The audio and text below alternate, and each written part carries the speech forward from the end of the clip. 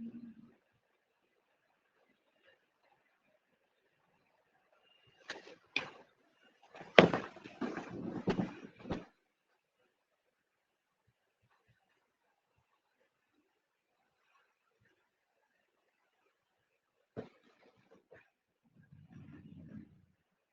evening, sir. Good evening. Good evening, everyone. Good evening, sir. Good evening. Good evening. Good evening, sir.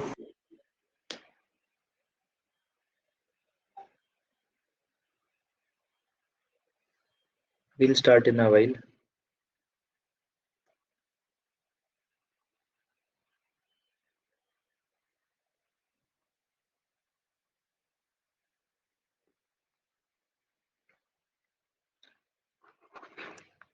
I hope things are going well. मतलब जो भी हम पढ़ रहे हैं वो आपको रिटेन हो रहा है, समझ में आ रहा है.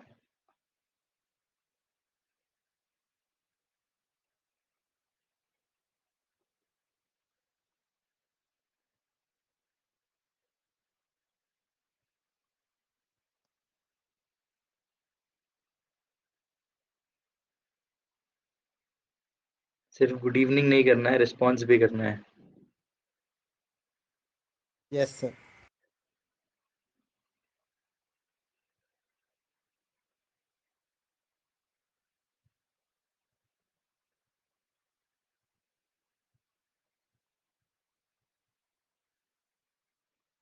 अच्छा, खुद से पढ़ाई कर रहे हैं हम.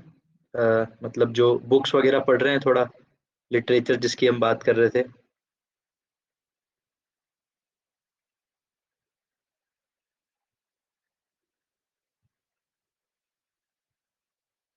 No, sir. नहीं, तब कैसे काम होगा.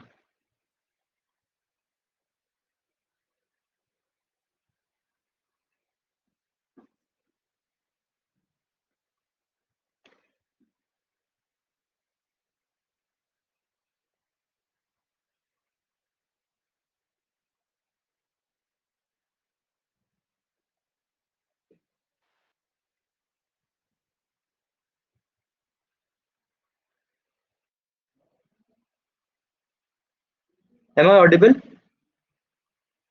Yes, sir. Audible. Yes, sir. Question आपको दिख रहा है? No, sir. No, No, sir. sir. एक second. No, sir. No, sir. अभी आ रहा होगा. Yes, sir. अभी आपको ये क्वेश्चन सॉल्व करना है और आपको आंसर करना है इसका. ठीक है, गो अहेड.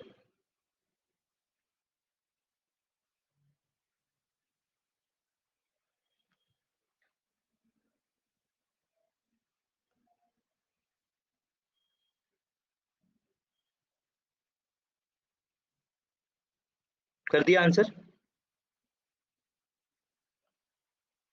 सी, क्वेश्चन क्या है? Very little research in the field is basic in nature. Second statement क्या है? Most research is basic research rather than applied which has wide application in many disciplines. ठीक है, आई होप सबने answer कर दिया है.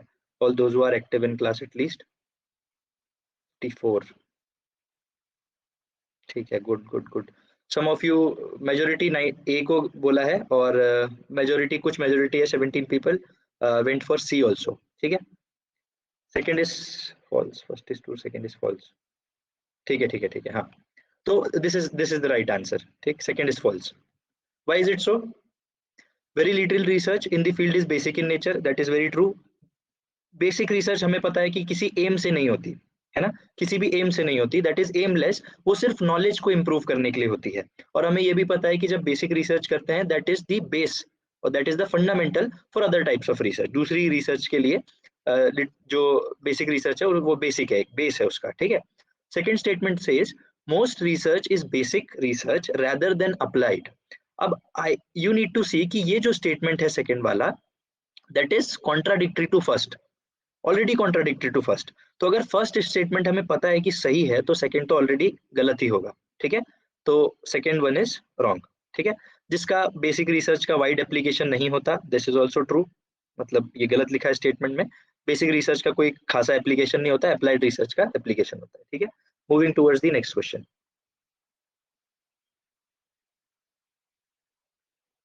This is another example from net examination. Go ahead and एक बार देखो इसको।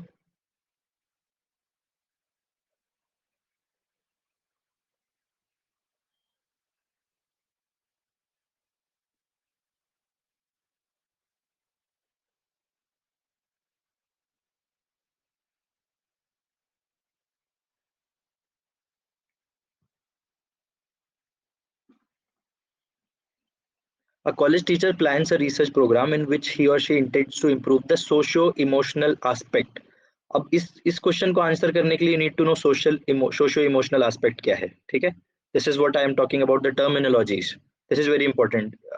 I guess आपको लिखना चाहिए socio-emotional, अभी आपको पता होना चाहिए socio-emotional क्या हो सकते हैं। Is our classroom. This is also an important term. Climate during teaching. Which of the following research methods could be considered appropriate in this context? अब आपको याद रखना है कि नेट में हर बार ये क्वेश्चन कहीं ना कहीं से घुमा फिरा के आता है, और व्हेन इट इज सेड कि क्लासरूम टीचिंग में सबसे बेस्ट ऑप्शन कौन सा है, ultimately the answer will B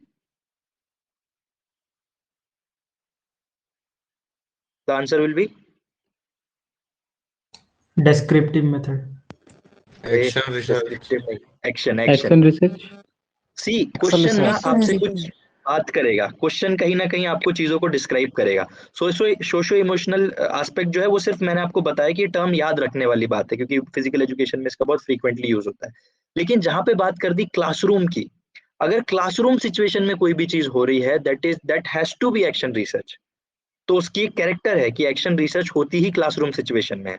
या तो क्लासरूम बोल दिया, या फिर प्रोफेशनल सेटिंग, ठीक है, प्रोफेशनल सेटिंग, या फिर उन्होंने बोला जो थोड़ी सी मतलब उतनी ज्यादा सिस्टमैटिक नहीं है, ठीक है, सिस्टमैटिक नहीं है, which is according to the situation, ठीक है, मतलब सिचुएशनल है, सर्कमस्टेंशियल है, मतलब सर्कमस्टेंसेस को देख के की जाती है, थोड़ी सी फ्लेक्सिबल है। और एक और चीज इसमें, अब इतने पॉइंट्स आपको याद रखना है, प्रोफेशनल आया क्वेश्चन में तो भी एक्शन, सिस्टमैटिक अनसिस्टमैटिक है या फिर ऐसा कुछ है तो सिचुएशनल है, मतलब कि सिचुएशन के बेसिस पे है तो, फ्लेक्सिबल है तो, और एक कि जिसमें फ्रीक्वेंट रिजल्ट चाहिए हो, मतलब कि इंस्टेंट रिजल्ट चाहिए हो, रिजल्ट्स यू वांट इंस्टेंटली, मतलब कि कोई टीचर है, उसने देखा कि जो भी वो टॉपिक पढ़ा रहा है बच्चों को थोड़ा सा समझ में नहीं आ रहा है, he or she need to change the methodology, तो उसने उस मेथोडोलॉजी को चेंज किया और थोड़ा सा कुछ इंप्लीमेंट उसमें रेक्टिफाई कर दिया, that is known as instant result. अभी जैसे ही उसके पास रिजल्ट आया, फिर से वो दोबारा उसको एनालाइज करेगा वेदर इट इज वर्किंग और नॉट, फिर से उसको चेंज करेगा, तो दिस इज इंस्टेंट, ठीक है, गेटिंग? सर हाँ सर ये पोल के आंसर्स गलत दिखा रहा है सर बाद में। हाँ हाँ, पोल्स को वो नेग्लेक्ट करना, आंसर्स में रैंडमली क्लिक कर दे रहा हूँ, ठीक है, पोल्स पे मत ठीक है जाना, वो मैं रैंडमली क्लिक कर रहा हूँ, चलो नेक्स्ट टाइम मैं सही करूंगा, ठीक है। ठीक है, तो प्योर रिसर्च, अप्लाइड रिसर्च, और मैं बार बार एम्फेसिस इस चीज पे कर रहा हूँ कि आपको याद रखना पड़ेगा जो पॉइंट्स यहाँ पे बीच बीच में आ रहे हैं, ठीक है, जैसे कि यहाँ ये क्यूरियोसिटी से ओरिजिन होता है, क्लासरूम सिचुएशन में होता है, एम क्या होता है, ये सब चीजें, ठीक है। अभी एक और इसका छोटा सा ऑब्जेक्टिव है एक्शन रिसर्च का, it is cyclic in nature. हाँ सर अभी हाँ जो हाँ, प्रीवियस क्वेश्चन आपने दिखाया था उसमें एक्सपेरिमेंटल क्यों नहीं हो सकता? कहाँ गया कौन सा, अभी जो यही क्लासरूम सिचुएशन वाला? Yes sir.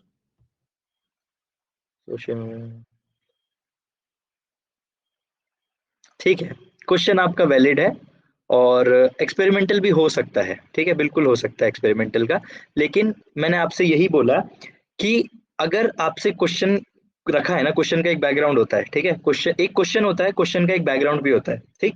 अभी बैकग्राउंड इन्होंने कैसा सेट किया है वो देखना है आपको, ठीक। क्वेश्चन तो ये है, यहाँ से यहाँ तक क्वेश्चन है, ठीक है, ये थोड़ी सी लॉजिकल चीज है, विच of the following research method will be considered appropriate, ठीक, ये है इसका क्वेश्चन।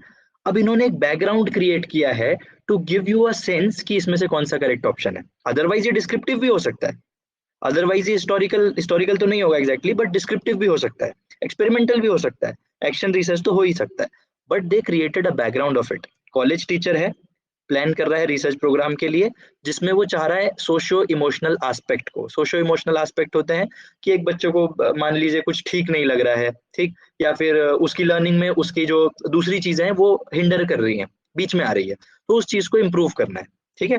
मे बी कोई फैमिली प्रॉब्लम है, कोई छोटी मोटी चीजें हैं, दूसरी बुलिंग है, ये सब चीजें उसके क्लासरूम में। अब यहाँ पे 2-3 चीजें कि एक टीचर, एक क्लासरूम, सोशो इमोशनल एस्पेक्ट, और ड्यूरिंग टीचिंग। अब ये भी एक इंपॉर्टेंट चीज है, ड्यूरिंग टीचिंग, टीचिंग के बीच में, ठीक है। तो मैंने आपको यही बताया कि एक्सपेरिमेंटल मेथड एक मेथोडोलॉजी से होती है, ये बहुत इंपॉर्टेंट है, good question, I appreciate. Experimental experimental research करने के लिए you need to have a methodology, you have to have a pre plan पूरा, कि सिस्टमैटिक लिटरेचर पढ़ना है आपको, इंट्रोडक्शन होना है आपके पास, उसके बाद you need to go for research methodology, that to valid research methodology, मतलब questionnaire, correct questionnaire, instrument, correct instrument, ये सब बहुत इंपॉर्टेंट है। लेकिन एक्शन रिसर्च में ना ऐसा कुछ रिजिडिटी नहीं है, that is very flexible, what we discussed here, बहुत फ्लेक्सिबल है। टीचर चाहे तो किसी टीचिंग एड का यूज करे, टीचर चाहे तो ना करे, टीचर अपने परसेप्शन पे बेस या फिर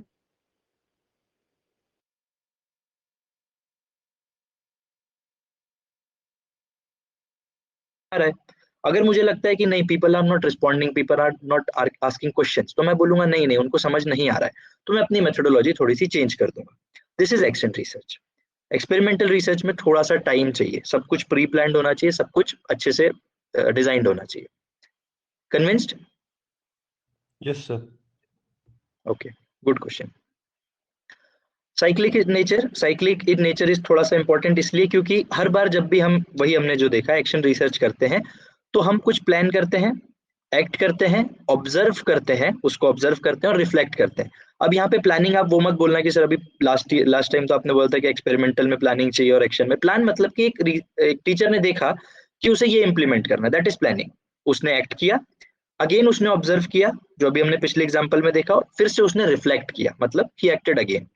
तो this is a cycle which goes on moving, और इसके बेसिस पे चीजें इंप्रूव होती रहती है क्लासरूम सिचुएशन में, ठीक है। Clear? Cyclic in nature, it is very simple.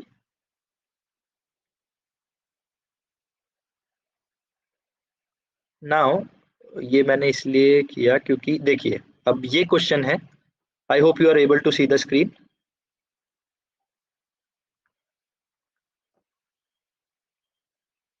है ना, स्क्रीन विजिबल है।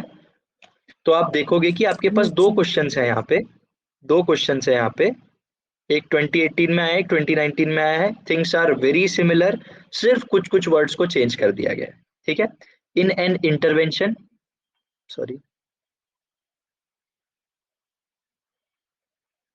इन एन इंटरवेंशन, अब आपको पता होना चाहिए कि इंटरवेंशन का मतलब क्या है।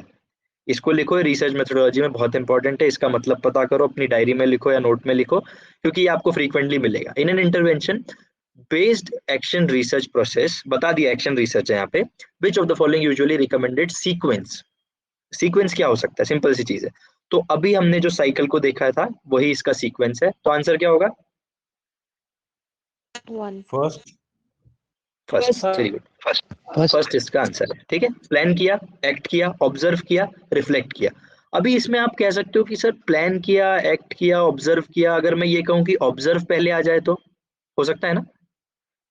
ये तो हम एक्शन रिसर्च अभी साइकिल देख ली, इसलिए मैं कहूँ कि ऑब्जर्व किया, फिर प्लान किया, फिर एक्ट किया, फिर कुछ इसमें एनालाइज किया और उसके बाद रिफ्लेक्ट किया। अगर ये होता तो आप कहते ये भी सही है सर, है ना, हो सकता है ना, यस सर। है ना।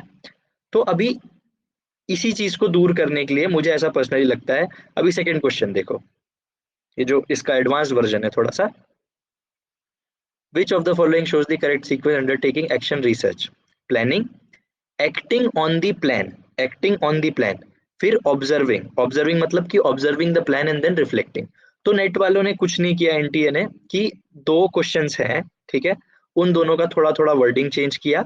और what I want to tell is कि action research is important, almost आपको हर पेपर में एक क्वेश्चन उसका मिलेगा, छोटा मोटा कहीं ना कहीं मिलेगा, ठीक है। तो एक्शन रिसर्च, क्योंकि we are going to be teachers, we are already teachers, तो एक्शन रिसर्च थोड़ा सा इंपॉर्टेंट है क्योंकि क्लासरूम सिचुएशन में बहुत ज्यादा काम करता है, ठीक है। तो दीज आर द क्वेश्चंस, आपको बहुत फ्रीक्वेंटली देखने मिलेंगे नेट में। आई होप यू गॉट इट। थोड़े से वर्ड्स वगैरह चेंज कर दिए, सेंटेंस चेंज कर दिया, ऑलमोस्ट ये सेम है, सीक्वेंस तो सेम ही है, ठीक है। अभी one more thing which I would like to introduce to you, ये छोटा सा एक कॉन्सेप्ट है। See, you have to trust this class or trust the teaching, because what I believe ना कि most of the लोगों को प्रॉब्लम कॉन्सेप्ट में नहीं है, रिसर्च आपको पूरा समझ में आ जाएगा, प्रॉब्लम आएगा। How many of you will agree with this? Language में कॉन्सेप्ट बहुत अच्छे हैं, लैंग्वेज बैरियर है। Agree? Yes, Yes, sir. sir. मुझे पर्सनली लगता है कि बहुत सारे लोगों को ये प्रॉब्लम आती है, क्योंकि मुझे पर्सनली भी आएगी, कि लैंग्वेज बैरियर एक बड़ी बात होती है इसमें। नेट में बहुत सारे क्वेश्चंस है, assertion reasoning mostly, statements mostly, कि आपको कॉन्सेप्ट अगर मैं हिंदी में आपसे पूछ लूँ ना तो you will be able to answer the question, sir इसका फर्स्ट है, इसका सेकंड है। लेकिन अगर मैंने आपको रिटन फॉर्म में दे दिया और इंग्लिश में, that too in English, that too with these sort of words, I believe 90% of the people, हम लोगों को इसका ऑप्शन नहीं पता होगा। ये मैंने पढ़ लिया इसलिए मैं बोलूंगा मुझे पता है, अदरवाइज हमें नहीं पता है इसका मतलब, इस प्रिवलेंट तो फिर भी ठीक है, कॉर्पस इनका मतलब नहीं पता है, ठीक है। तो अभी you go ahead and try this. तो अभी हाँ, व्हाट आई वाज टेलिंग कि हाँ, रिसर्च क्लास चल रही है, but with research we are having a platform. हम पहले बेस बना रहे हैं, ठीक है, अच्छा बेस बना रहे हैं, और इस बेस पे हम काफी ऊपर जा सकते हैं, but base need to be stronger. तो अगर हम बेस अच्छा करेंगे तो ऊपर जाने में काफी आसानी होगी। तो first of all we are making base, this is very second week, तो please consider, kindly consider, this is for your benefit only, ठीक है। Try answering this question, NET UGC NET question only.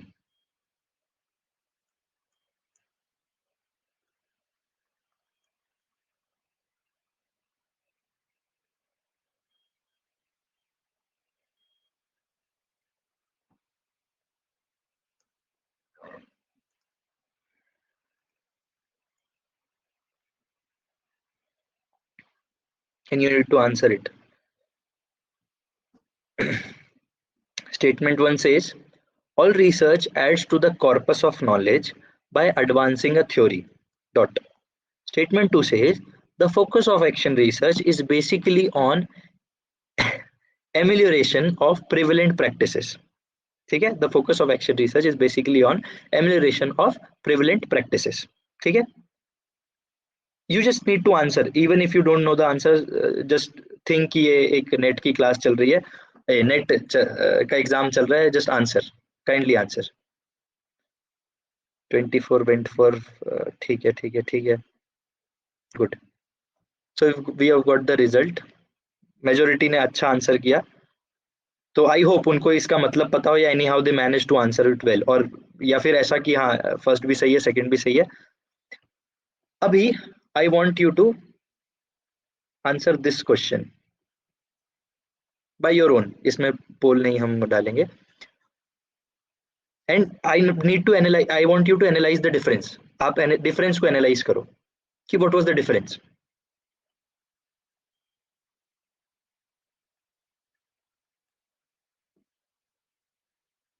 Language in this question is more easy than the previous one.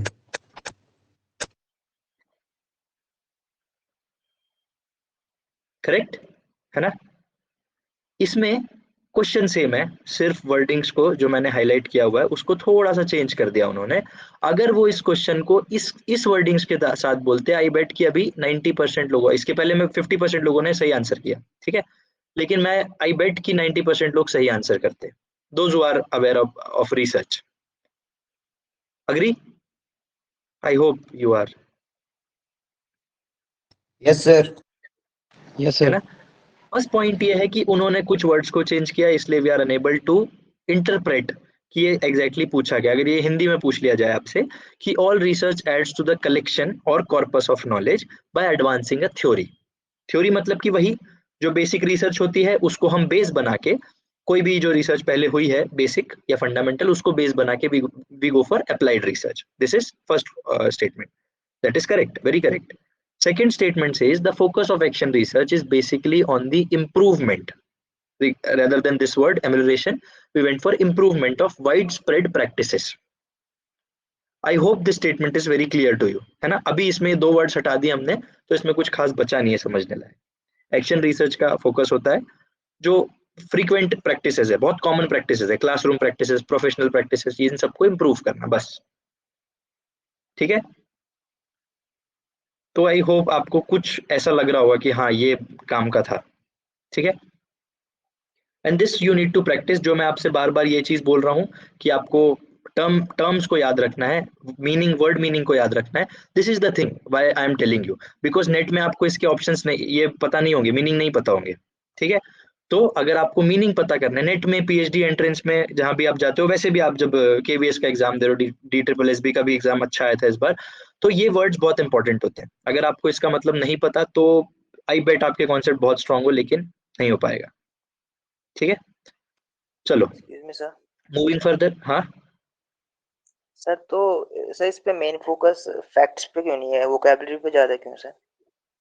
Class में sir मतलब मेरा question था कि इस पे facts पे क्यों नहीं ज्यादा एम्फेसिस देते हो, वोकैबुलरी पे क्यों अच्छा, दे रहे हैं सर? एग्जाम वाले। Yes sir. अब see what I believe is, मेरा लॉजिक ये है कि इनकी वोकैबुलरीज ठीक है, हम काफी पीछे चल रहे हैं, ये मेरा लॉजिक है। और मुझे ठीक लगता है कि हम लोग काफी पीछे चल रहे हैं। कॉम्पिटिटिव एग्जाम्स का जो लेवल है वो ऑलरेडी यहाँ पे है, फिजिकल एजुकेशन थोड़ा सा पीछे चल रहा है, तो ज्यादा बेटर है कि ऊपर से आदमी नीचे नहीं आता है, वी नीड टू इम्प्रूव, है ना? तो विथ फैक्ट्स ऑल्सो, फैक्ट के साथ साथ, because we are in professional courses, we need to overcome this language barrier also. Anyhow we have to learn, ठीक? फैक्ट्स पे भी फोकस, मेरा बस इतना है। कई सारे क्वेश्चंस ऐसे होते हैं, क्योंकि अगर नेट 100 नंबर का 40-45 तो आते हैं, 30-35 तो आते ही आते हैं, लेकिन वो जो 10-15 नंबर होते हैं ना, वो सब इनकी कुछ छोटी छोटी चीजों की वजह से मिस होते हैं, है ना?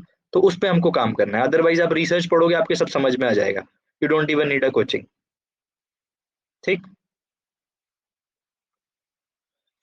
सो हियर आर सम एग्जांपल्स, ठीक? व्हाई अ क्लास ऑफ, मतलब यूजुअली जो क्लास होती है वो 45 to 60 मिनट की होती है। Why do we even do warm up, why to consume energy drink in between. ये सारे थे रिसर्च क्वेश्चंस जिनको सॉल्व किया गया और जिनके आंसर्स आए। अब यू विल सी कि ये इसमें जो रिसर्च मेथोडोलॉजी यूज हुई है दैट इज वेरी डिफरेंट जो इसमें हुई है, और this is very different to जो इसमें हुई है। And there arises types of research, बहुत सारे अलग अलग टाइप्स रिसर्च को, सपोज मतलब रिसर्च करने के लिए बहुत सारे अलग अलग टाइप्स होते हैं, जो हमने लास्ट क्लास में भी देखे थे। एप्लीकेशन पॉइंट ऑफ व्यू से हमने क्लियर किया था कि pure research is different, applied research is different, ठीक है? अभी इंक्वायरी मोड पे आते हैं, ऑब्जेक्टिव इज समवट लार्जर। इस पर्सपेक्टिव को हम 1 सेकंड बाद मतलब 1 मिनट बाद देखेंगे। इंक्वायरी मोड पे आते हैं, तो inquiry mode is very very very simple, either it could be quantitative, either it could be qualitative. Quantitative you know it very well, जहां पे क्वांटिटीज इन्वॉल्व हो, जहां पे थोड़ा सा नंबर इन्वॉल्व हो, जहां पे मेजरमेंट इन्वॉल्व हो, measurement that too in ratio scale और मे बी interval, ठीक है? Interval. For example this is very simple, let us say how is the class. मैंने आपसे क्वेश्चन पूछा how is the class going, ठीक? And I told you कि yes, sorry not yes,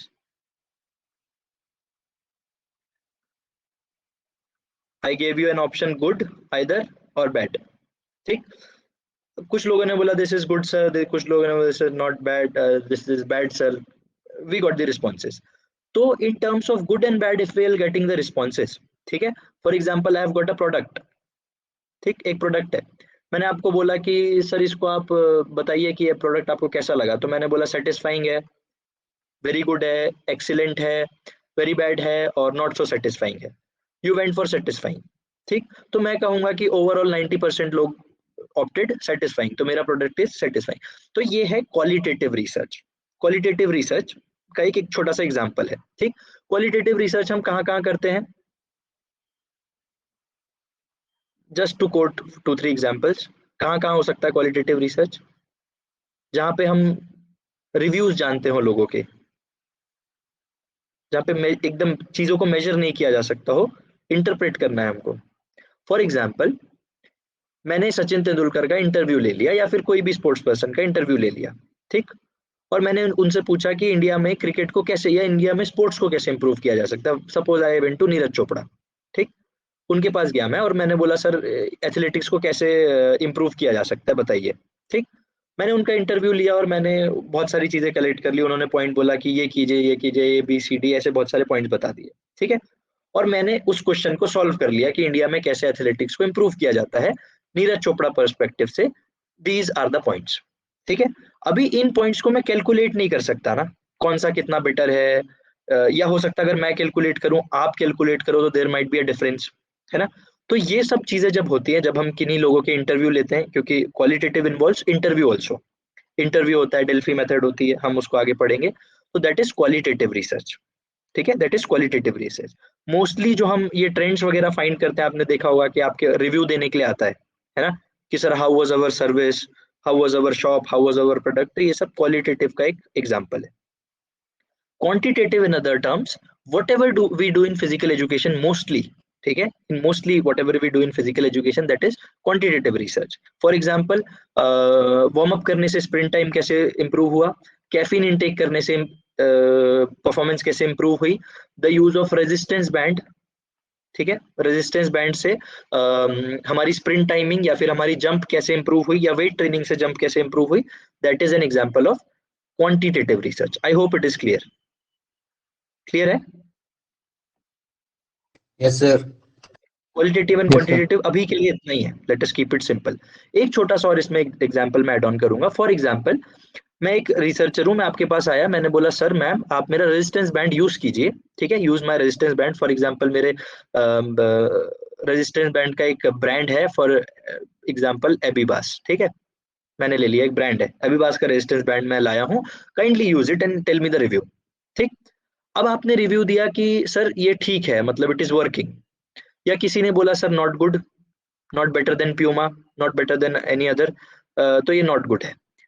अब इस basis पे मैं कहूंगा कि this is a what it is, qualitative और क्वांटिटेटिव?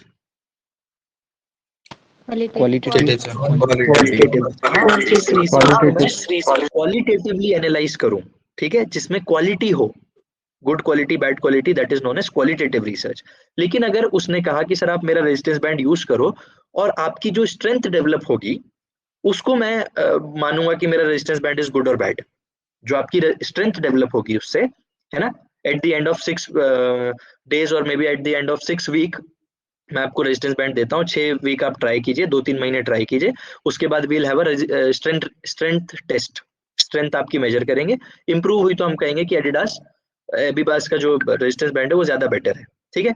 उस केस में स्ट्रेंथ मेजर की, पहले आई थी 5, अभी आ गई 10, ठीक है। What is this research, qualitative और क्वांटिटेटिव? बिकॉज अभी यहाँ पे एक छोटा सा एक कॉन्सेप्ट निकल के आया, बिकॉज इट टेल्स एक क्वांटिटी है जो कि इंप्रूव हुई है, and this is an empirical evidence, this involves objectivity और सब्जेक्टिविटी। ऑब्जेक्टिविटी, फॉर एग्जाम्पल एक एमसीक्यू है जिसके 4 ऑप्शंस है, 1 2 3 4, लोगों ने उसका थर्ड ऑप्शन चेक आंसर कर दिया, the correct answer is third, ठीक, सबने थर्ड आंसर किया, करेक्ट आंसर इज थर्ड। कोई ये नहीं कह सकता कि सर सेकंड आंसर करेक्ट है इसका, मेरे व्यू से सेकंड आंसर करेक्ट होना चाहिए। एमसीक्यू में there is only one option which is correct, तो दैट इज ऑब्जेक्टिविटी, ठीक है, ऑब्जेक्टिविटी। एमसीक्यूज जो आजकल बहुत ट्रेंड में है ना, फॉर एग्जाम्पल अभी नेट का एग्जाम जो है अगर सब्जेक्टिव मैनर में होने लगे और पूछा जाए राइट अबाउट एक्शन रिसर्च, कोई कहे एक स्टेटमेंट लिखना है एक्शन रिसर्च में, तो कोई कहेगा कि सर इसका कोई एम नहीं होता, कोई कहेगा कि सर ये साइक्लिक होती है नेचर में, कोई कहेगा कि sir that it is a kind of research, ये भी एक रिसर्च ही है। तो मैं कहूंगा यार तीनों स्टेटमेंट सही है। अब हो सकता है कोई कहे कि इसमें मैं 2 नंबर दूंगा, इसमें मैं 1 नंबर दूंगा और इसमें मैं 0 दे दूंगा, या कोई कहे कि मैं इसमें 5 नंबर दूंगा, इसमें 2 नंबर दूंगा, ऐसा कुछ, ठीक है। I hope you are getting what I am trying to deliver. Yes, sir. कि क्वांटिटेटिव रिसर्च में ना क्वांटिटेटिव रिसर्च में ऑब्जेक्टिविटी होती है, that is you have got some evidences कि 5 से 10, आपकी स्ट्रेंथ 5 थी अभी 10 हुई है। थोड़ा मिटाने दो इसको।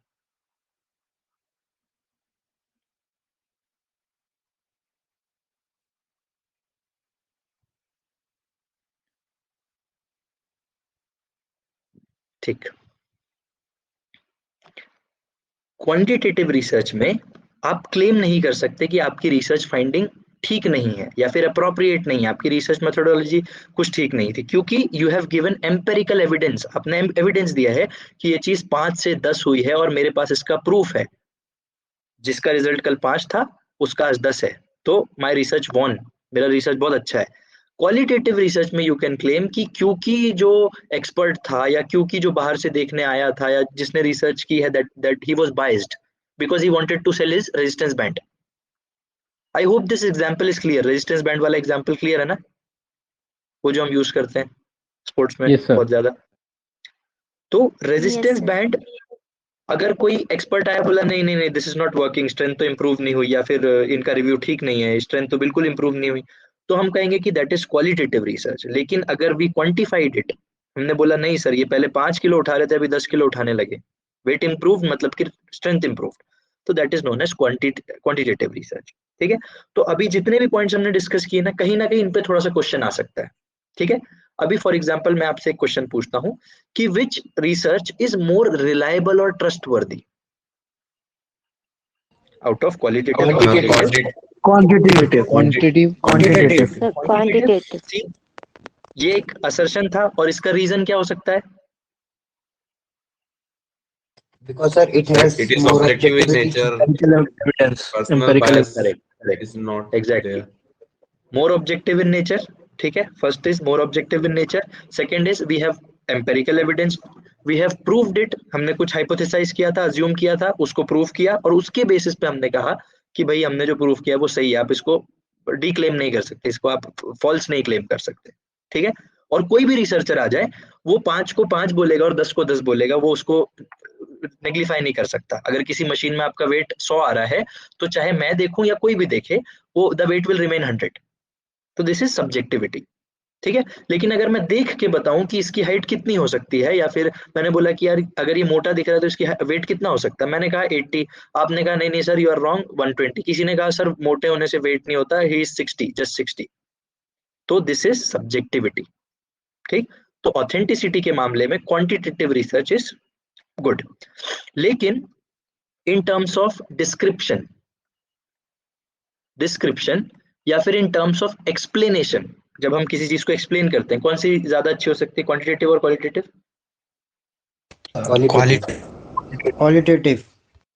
क्वालिटेटिव, क्योंकि यहाँ पे हम इंडिविजुअल्स के पॉइंट ऑफ व्यू को एक्सप्लेन कर सकते हैं और ज्यादा खुल के डिस्क्राइब कर सकते हैं। जैसे कि आपने देखा होगा मोस्ट ऑफ द टाइम्स आपके पास एक फॉर एग्जांपल आपने कोई अपना क्वेश्चनएयर फिल किया, उसमें क्लोज एंडेड है, या एक तो यस है और एक तो नो है। ठीक, और मान लेते हैं हम आपको उसमें साइड में आपने जैसे अवर product was our product good, question was कि प्रोडक्ट हमारा जो आपने एक शू यूज किया जो हमने परचेज किया था शुरू में, प्रोडक्ट गुड, आपने बोला यस या फिर नो, और आपने इधर लिख दिया, मतलब किसी ने बोला यस किसी ने बोला नो, यहाँ पे आपने कुछ एक्सप्लेन भी कर दिया कि your product was good but उसका जो थोड़ा सा प्राइस है वो ज्यादा है, your product was good but जो है प्राइस ज्यादा है। क्वेश्चन में प्राइस के बारे में नहीं पूछा, प्रोडक्ट के बारे में पूछा है, प्रोडक्ट में हर चीज आती है, लेकिन इन्होंने स्पेसिफिकली बताया प्राइस थोड़ी सी ज्यादा है। मान लेते हैं 100 में से 90 लोगों ने कहा कि your product was good but the price was higher, तो एक रिसर्चर को पता चलेगा although my product is good, लेकिन डिस्क्रिप्शन में ये फाइंड हुआ कि price was higher, it was less affordable. ठीक है, तो क्वालिटेटिव रिसर्च का एक अपना एक एडवांटेज होता है कि उस केस में, क्वालिटेटिव के केस में you get more explanation या more what to say description of that particular thing, और clarity भी ज्यादा हो सकती है। लेकिन जब आप कहोगे वजन के है या फिर मैं कहूँ ऑथेंटिसिटी किसकी ज्यादा है, that is quantitative research। I hope this works, ये सब ठीक है, अभी समझ में आ रहा है पूरा हमको? Yes sir. Any point of time if you feel कि कुछ डाउट है या इसमें कुछ भी दिक्कत है? आप पूछ सकते हो, ठीक है? ठीक है, विल मूव फर्दर। अभी सबसे इंपॉर्टेंट चीज आ गई हमारे पास, on basis of objectives. On basis of objectives broadly classifying 4 type की रिसर्च है, ठीक है? डिस्क्रिप्टिव, एक्सप्लोरेटरी, कोरिलेशनल, एक्सप्लेनेटरी, ठीक है? मैंने आपको पहले भी बताया था कि ये रिसर्च डिफर कर सकती है, जिसमें कि डिस्क्रिप्टिव रिसर्च हमेशा आपको मिलेगी, हर बुक में मिलेगी, नेट पे मिलेगी। एक्सप्लोरेटरी भी हर उसमें मिलेगी।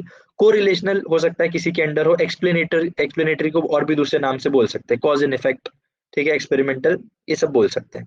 नॉट एग्जैक्टली एक्सपेरिमेंटल, लेकिन कॉज एंड इफेक्ट बोल सकते हैं, ठीक है? जो कि एक्सपेरिमेंटल मेथड से प्रूव की जाती है, इसलिए, ठीक है? तो ये ऑन बेसिस ऑफ ऑब्जेक्टिव्स है।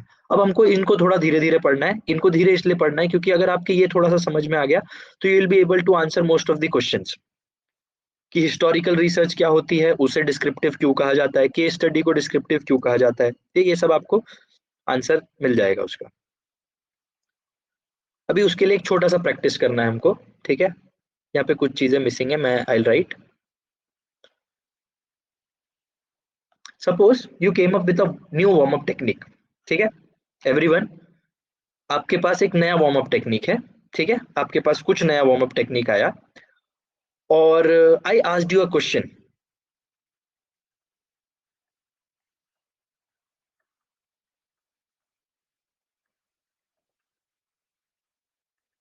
What is the warm up technique you are having?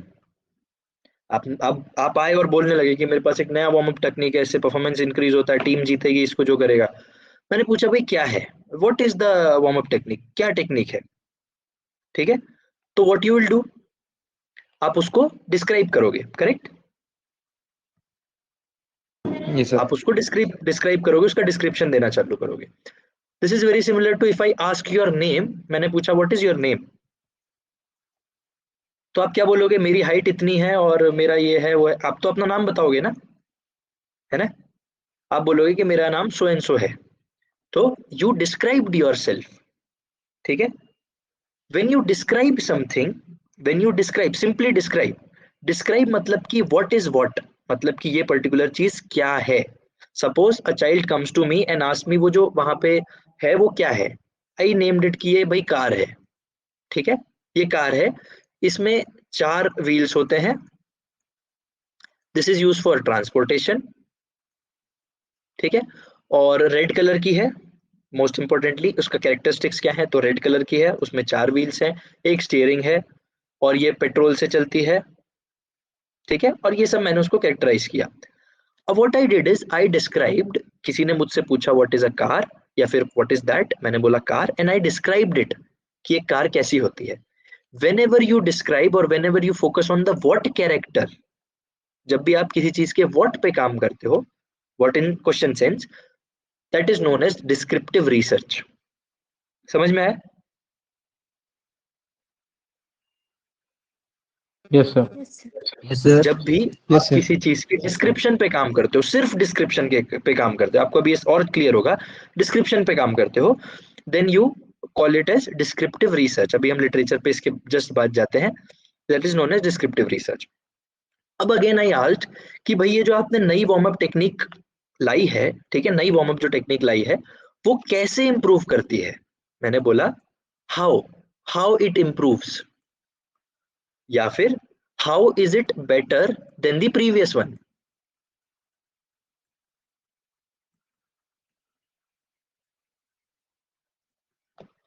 पहला मैंने पूछा भाई क्या टेक्निक लाए हो, बताओ, एक्सप्लेन करो, तो आपने कैरेक्टरिस्टिक्स बता दिए। अभी मैंने पूछा हाउ इट इज इंप्रूविंग, या फिर वो पहले वाले से कैसे बेटर है, how is it better than the previous one. Then what you will do, क्या आप उसको एक्सप्लेन करोगे, मतलब कि मेरी वार्म अप टेक्निक ऐसी है और इसमें ऐसा करना होता है, 15 मिनट ये करना होता है। मैं कहूंगा भाई आई हैव आस्क्ड हाउ, कैसे कैसे इंप्रूव करते हो। तो क्या प्रोबेबल आंसर हो सकता है आपका?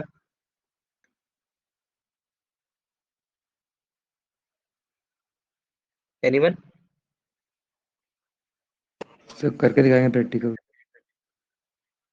ठीक है, फॉर एग्जाम्पल वार्म अप जो पहले होता था, है ना, पहले क्या होता था, स्टैटिक स्ट्रेचिंग ये सब। अभी आपने सुना होगा कि एक नया कॉन्सेप्ट आया है डायनामिक वार्म अप का, ठीक है? अब if I ask you what is dynamic warm up, तो आप क्या बोलोगे?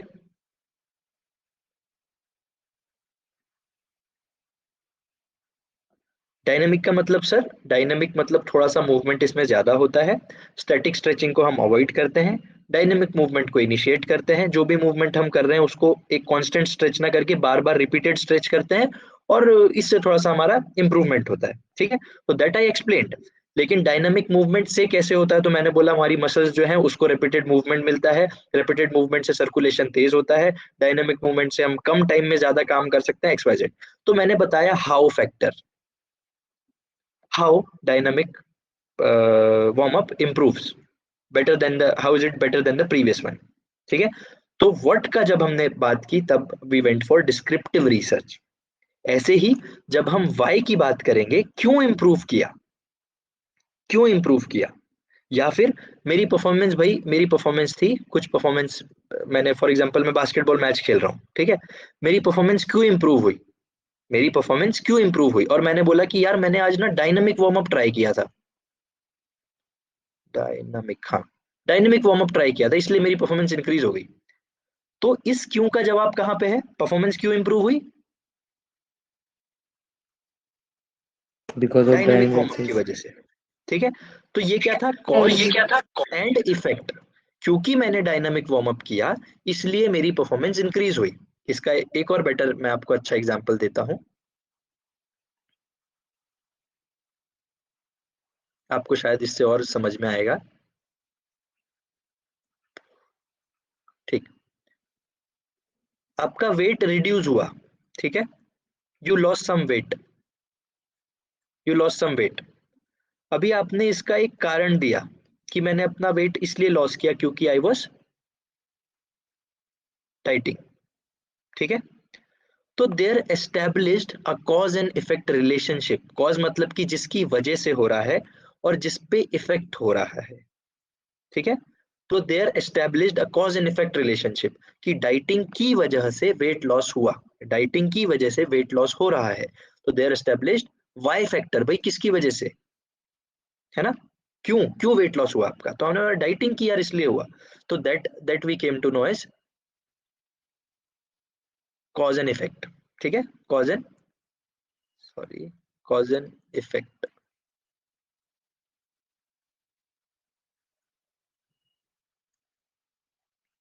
ठीक है, तो जब हम व्हाट की बात करते हैं we are going for descriptive. जब हम वाई की बात कर रहे हैं, किसी चीज के पीछे का रीजन जानने की कोशिश कर रहे हैं, we are going for cause and effect relationship. और कॉज एंड इफेक्ट रिलेशनशिप या कॉज एंड इफेक्ट जो रिसर्च होती है, those are known as explanatory research. ठीक है, एक्सप्लेनेटरी मतलब वेट लॉस क्यों हुआ, we are trying to explain.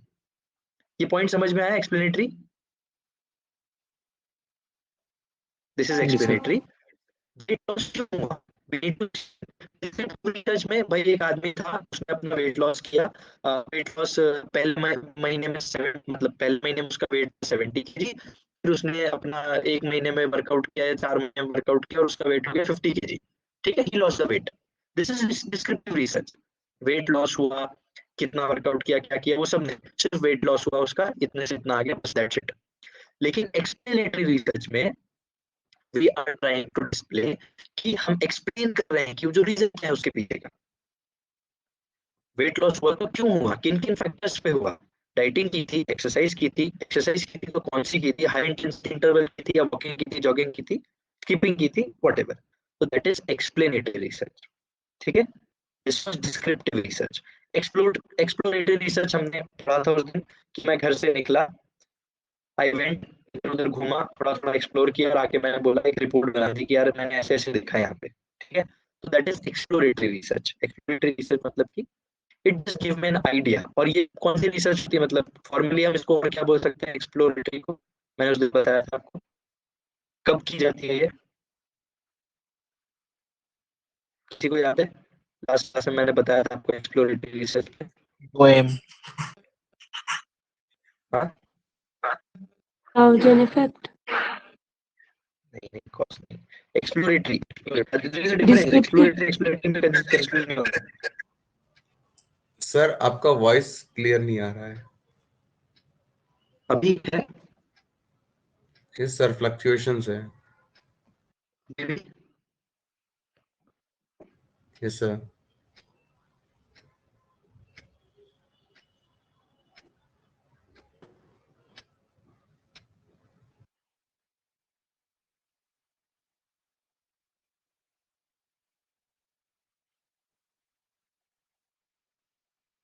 Now clear? कुछ चेंज हुआ? No, sir. अभी भी गड़बड़ है? Yes, sir.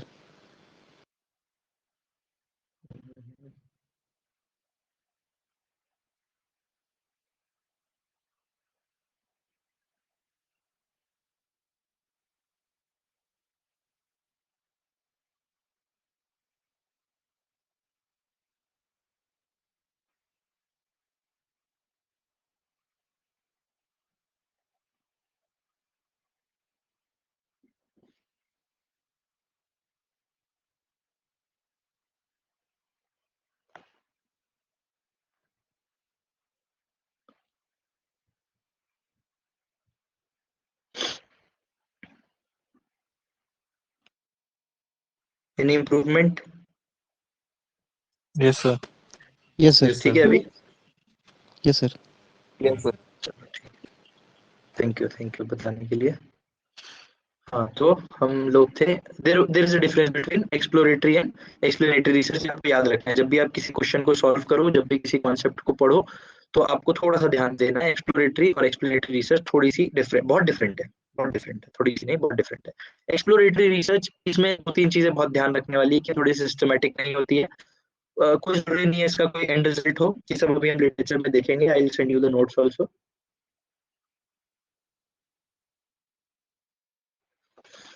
Am I audible now? अभी होगा शायद। Yes sir. कहाँ तक आवाज आई थी?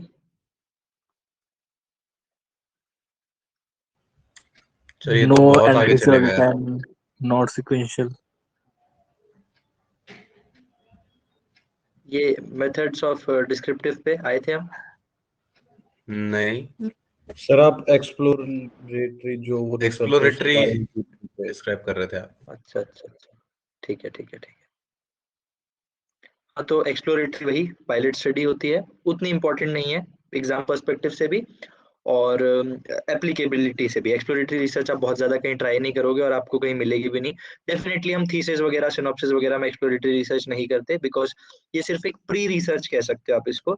जब आप कोई बड़ी रिसर्च करने जा रहे हो तो आप उसको एक डमी फॉर्म कह सकते हो, आप सीखने के लिए करते हो। न्यू नॉलेज, क्या क्या प्रॉब्लम्स आ सकती है, उन सब के लिए एक्सप्लोरेटरी रिसर्च है। तो इसको आप अभी के लिए थोड़ा सा अवॉइड कर सकते हो। पर आपको ध्यान रखना है, अगर क्वेश्चन में ऐसा कुछ आता है कि ऐसी कौन सी रिसर्च है which could be left inconclusive, ठीक है, या फिर ऐसी कौन सी रिसर्च है which is done as pilot study, या ऐसी कौन सी रिसर्च है जिसको हम सिर्फ सिर्फ देखने के लिए कि ग्राउंड कैसा है, मतलब कि ग्राउंड रिसर्च एक हम कह सकते हैं कि सिर्फ to analyse what exactly our instruments are working, कैसे काम कर रहे हैं सब कुछ, उसके लिए हम एक्सप्लोरेटरी फॉर एक्सप्लोरेटरी रिसर्च, ठीक है। इंपॉर्टेंट है ये वाली, descriptive is very important, correlational is very important, explanatory is very important. इन दोनों में डिफरेंस है, एक्सप्लोरेटरी एक्सप्लेनेटरी। एक्सप्लेनेटरी बहुत इंपॉर्टेंट है, एक्सप्लोरेटरी का थोड़ा सा इंपॉर्टेंस उतना नहीं है, ठीक है, फॉर नाउ। तो आज थोड़ा सा डिस्क्रिप्टिव रिसर्च हम कंप्लीट करते हैं, फिर कल इसके क्वेश्चंस देखेंगे और बाकी सबको कल कंप्लीट करेंगे। आई वांट यू टू थोड़ा सा आज करते हैं हम कंप्लीट, है ना। I hope there is no problem, although it is 10, पर थोड़ी देर। No problem, sir. ओके। तो कहाँ पे डिस्क्रिप्टिव रिसर्च में कुछ 3-4 टाइप्स हो सकते हैं। एक तो सर्वे डिस्क्रिप्टिव, आप कैसे करोगे? फॉर एग्जाम्पल, मुझे देखना है कि जैसे आपने अभी देखा होगा कि इंडियन गवर्नमेंट ने बोला है we will go for caste based census, है ना, ऐसा कुछ सुना आपने? Yes, sir. Caste based census होगा अभी, ठीक है। उसके आधार पे हमें ये पता चलेगा कि इंडिया में कौन सी कास्ट कितनी है, कौन सा रिलीजन कितना है, XYZ। हालांकि रिलीजन तो पहले भी पता होता था। तो हमें मान लीजिए हमें पता चला कि हिंदू इतने हैं, मुस्लिम्स इतने हैं, सिख इतने हैं, XYZ इतने हैं, जो भी है, ठीक है, क्रिश्चियंस इतने हैं। तो ये हमें पता चल गया, ठीक। तो ये हमें क्या पता चला कि इंडिया का जो कल्चर है, इंडिया में जो कैरेक्टरिस्टिक्स हैं इंडिया के, रिलीजियस कैरेक्टरिस्टिक्स, वो इतने डाइवर्सिफाइड हैं। इसमें इतने परसेंट हिंदूज हैं, इतने परसेंट मुस्लिम्स हैं, इतने परसेंट सिख्स हैं। तो इसे हमने कोई रीजन नहीं है इसका, है ना। क्या मैंने पूछा कि हिंदू यार इतने परसेंट क्यों है, मुस्लिम्स इतने परसेंट क्यों है, सिख्स इतने परसेंट क्यों है? इसका कोई रीजन नहीं है। We are not working out why factor, why how, ये सब नहीं। हमने सिर्फ बोला कि इंडिया का जो रिलीजियस डाइवर्सिफिकेशन है या कल्चर है वो क्या है, तो हमने आंसर दिया हिंदू इतने हैं। तो दिस इज डिस्क्रिप्टिव रिसर्च। तो surveys mostly are sort of descriptive research. Getting? अभी आप ये जो जी एक सर। रिसर्च पेपर देख रहे यहाँ पे जो हमने शुरू में देखा था, moving towards quality physical education provisions in Singapore, मतलब सिंगापुर में फिजिकल एजुकेशन के प्रोविजंस क्या क्या है, या फिर प्रोविजन को हम स्पेसिफिकली अगर ऐसा कुछ नाम देते हैं कि इंफ्रास्ट्रक्चर फैसिलिटी क्या क्या है सिंगापुर में फिजिकल एजुकेशन को लेके स्कूल्स में। I am changing the topic, ठीक है, कि फिजिकल एजुकेशन में सिंगापुर में या इंडिया में स्कूल इंफ्रास्ट्रक्चर क्या क्या है। तो आप कहोगे मोस्टली स्कूल्स में एक प्लेग्राउंड है, एक इंडोर मल्टीपर्पज हॉल है, या फुटबॉल फील्ड नहीं है, ओपन ग्राउंड नहीं है, फिर स्विमिंग पूल तो 5% जो इंडिया में स्कूल्स है उनमें स्विमिंग पूल है, और 5% में इंडोर बास्केटबॉल कोर्ट है। ऐसा कुछ कुछ आपने डिस्क्राइब कर दिया। तो what you did, you just merely gave the description, मतलब कि आपने जैसी चीजें थी बस वैसा उनको ऐसा का ऐसा उठा के सिर्फ पेपर पे रख दिया। स्कूल्स में जितनी चीजें थी उनको कंपाइल किया और उनको उठा के एक पेपर में रख दिया। That is known as survey, और that is known as descriptive research. In general, that is known as descriptive research. In this method, that includes a detailed description of a subject or topic. ठीक है? Now, observation. Observation क्या है? जब हम किसी चीज को ऑब्जर्व करते हैं, अभी अच्छा सर्वे व्हाट इज इट, क्वालिटेटिव और क्वांटिटेटिव, और what it could B? In quantitative, majorly. Quantitative. Sir, qualitative. Quantity. Surveys could be qualitative, could be quantitative, it depend. ठीक है, इट डिपेंड। सर्वेज क्वालिटेटिव भी हो सकते हैं, क्वांटिटेटिव भी हो सकते हैं, डिपेंड्स। लेकिन मोस्टली जो सर्वेज होते हैं उनका एंड रिजल्ट थोड़ा सा ऐसा होता है, क्वालिटेटिव होता है ना। मोस्टली जो सर्वेज होंगे उनका एंड रिजल्ट हम देते हैं, क्वांटिटेटिव भी देते हैं, क्वालिटेटिव भी देते हैं, पर मोस्टली क्वालिटेटिव देते हैं। ठीक है, तो वो प्रॉब्लम नहीं है, सर्वेज कुड बी बोथ। ठीक, अब फॉर एग्जाम्पल ऑब्जर्वेशन की बात करें तो it is basically a technique that is utilized for observing and recording participants. ठीक है, for example there is a match going on, कोई भी एक फॉर एग्जाम्पल हम लेते हैं फुटबॉल मैच गोइंग ऑन या फिर कबड्डी मैच गोइंग ऑन। अभी you are the observer over there, आप रिसर्चर हो, आपको देखना है कि टीन एज में या फिर 13 to 15 की एज में बच्चा जब स्पोर्ट्स खेलता है, ठीक है, कॉम्पिटिटिव सिचुएशन में, उसकी पर्सनैलिटी कैसी होती है, बॉडी लैंग्वेज कैसी होती है। अब आप सिर्फ डिस्क्राइब कर रहे हो कि उस बच्चे की बॉडी लैंग्वेज कैसी है, यू आर नॉट सेइंग कि क्यों है, मतलब क्यों फैक्टर पे आप काम नहीं कर रहे हो, यू आर जस्ट सेइंग कि बॉडी लैंग्वेज कैसी है। बॉडी लैंग्वेज, वो बहुत फ्यूरियस है, फ्यूरियस मतलब कि बहुत एंग्री है, मोटिवेटेड है और गुस्से में खेल रहा है। ठीक है, और उसमें एक टीम सेंस है, टीम सेंस है मतलब अच्छे पासेस कर रहा है, बॉडी लैंग्वेज ठीक है, पास कर रहा है तो अप्रिशिएट कर रहा है, उसको सिर्फ गोल नहीं करना है, मतलब वो बहुत ज्यादा सेल्फ सेंटर्ड नहीं है। ठीक है, वो टीम के लिए भी खेल रहा है। तो आपने ये सब उसकी जो प्रॉपर्टीज थी, जो कैरेक्टरिस्टिक्स थे, उसको आपने सिर्फ डिस्क्राइब किया। ठीक है, तो that is known as observation, क्योंकि आपने जैसा ऑब्जर्व किया वैसे डिस्क्राइब किया। ठीक है, ऑब्जर्वेशन दो टाइप के होते हैं। ठीक, एक तो नेचुरलिस्टिक होता है, एक नेचुरलिस्टिक होता है और एक और कुछ होता है,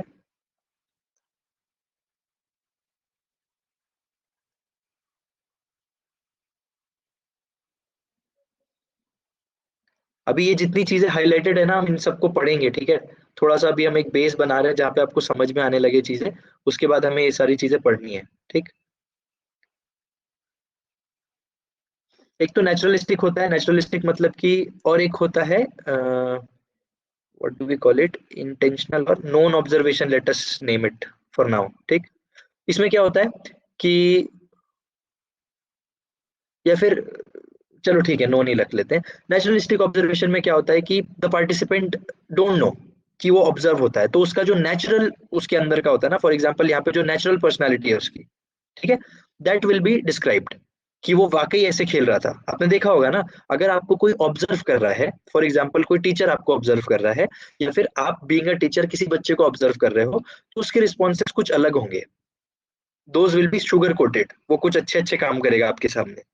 लेकिन once you are out of that class, out of that playground, वो कुछ काम गलत कर सकता है, ठीक है, कुछ मिसचीव्स कर सकता है, तो दैट इज नेचुरलिस्टिक ऑब्जर्वेशन। जब उसे पता ना हो और उसके नेचुरल रिस्पॉन्सेज आ रहे हो जो एक्चुअली है, तो that is known as naturalistic observation. एक होता है वो ऑब्जर्वेशन जिसको अभी के लिए हमने नोन बोला है, जहां पे उसे पता होता है कि आई एम बीइंग ऑब्जर्व्ड, ठीक है, उसे पता होता है कि I am being observed, and that is known as known observation, या इसको हम तो नाम मैं आपको ग्रुप पे भेज दूंगा, ठीक है, सॉरी फॉर नाउ। एक होती है केस स्टडी।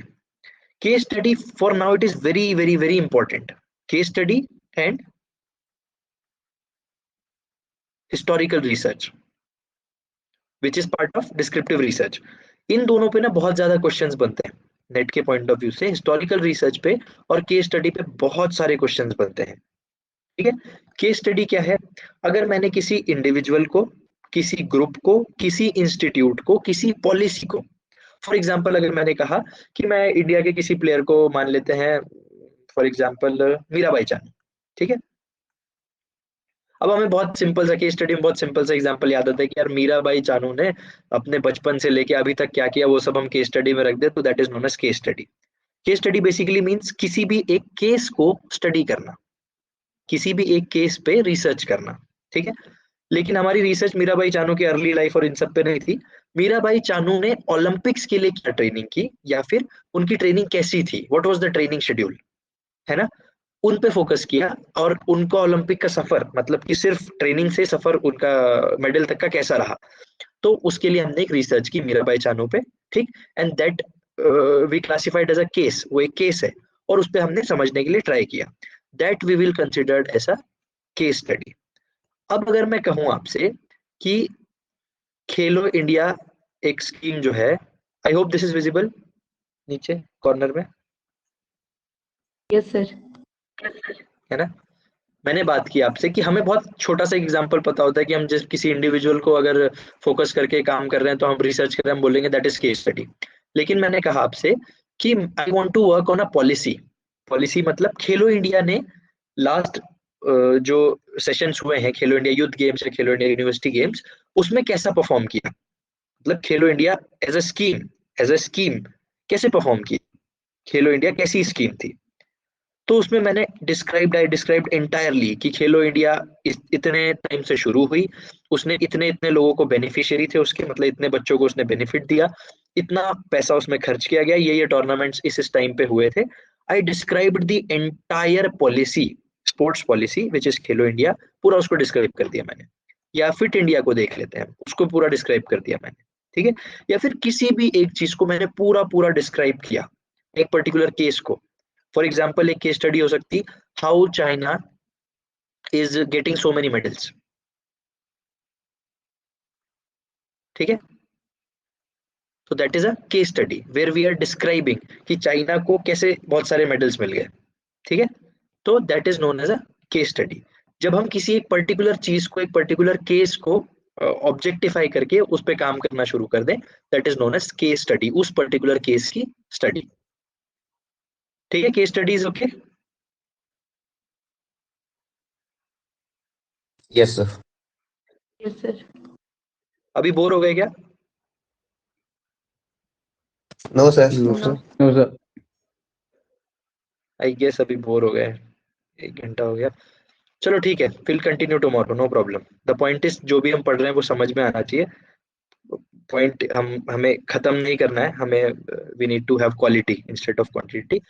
तो हम इसको आज यहीं पे खत्म करते हैं। डिस्क्रिप्टिव रिसर्च कल फिर से थोड़ा सा करेंगे, क्वेश्चंस लगाएंगे और हिस्टोरिकल रिसर्च थोड़ा सा देखेंगे, ठीक है। Historical research is very important, तो कल उसको भी देखते हैं, ठीक है।